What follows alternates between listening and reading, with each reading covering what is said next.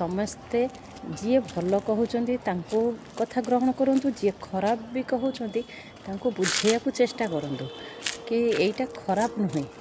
କାରଣ ଆମେ ତ କିଛି ଖରାପ କାମ କରୁନେ ନା, ଆମେ ଗୋଟେ ସୋସିଆଲ ମିଡ଼ିଆରେ ଆମେ ଆଗକୁ ଯିବା ପାଇଁ କିଛି ନିଜର ପ୍ରୟାସ ଦେଖାଉଛେ। କେତେ ପିଲା ଅଛନ୍ତି ନିଜର ଟ୍ୟାଲେଣ୍ଟକୁ ଏଥିରେ ଦେଖେଇ ପାରୁଛନ୍ତି, ଅନ୍ୟ ଆଗରେ ନିଜ ଟ୍ୟାଲେଣ୍ଟ ଦେଖେଇକି କେତେ ପ୍ରାଇଜ୍ ପାଉଛନ୍ତି, କେତେ ଭଲ ନାଁ କମାଉଛନ୍ତି। ଏଇଟା ତ ଖରାପ କାମ ନୁହଁ ନା।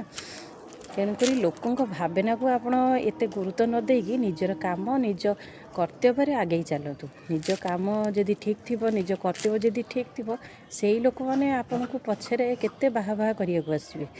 କାରଣ ଲୋକଙ୍କ ମନ ତ ଜାଣିଥିବେ କେତେବେଳେ ବଦଳିଯିବ ତା ଭଗବାନ ଜାଣିପାରିବେନି, କିନ୍ତୁ ତାଙ୍କ ମନ ବଦଳାଇବା ପାଇଁ ଆମକୁ ପ୍ରୟାସ କରିବାକୁ ପଡ଼ିବ। ଆମକୁ ଠିକ୍ ବାଟରେ ନିଜକୁ ନେବାକୁ ପଡ଼ିବ। ଭୁଲ ବାଟରେ କେବେ ନିଜକୁ ନେଇକି କେବେ କେହି ପ୍ରଶଂସା ପାଇନାହାନ୍ତି। ତେଣୁକୁ ଆମକୁ ନିଜକୁ ଠିକ୍ ରହିବାକୁ ପଡ଼ିବ, ଆଉ ଦୁନିଆକୁ କିଛି ବାର୍ତ୍ତା ଦେବାକୁ ବି ପଡ଼ିବ କି ଭଲ କେଉଁଟା ମନ୍ଦ କେଉଁଟା। ଯଦି ଭଲ କାମ କରିବେ ସମସ୍ତେ ନିଶ୍ଚୟ ଭଲ ପାଇବେ। ଏତିକି କହି ରହୁଛି। ଜୟ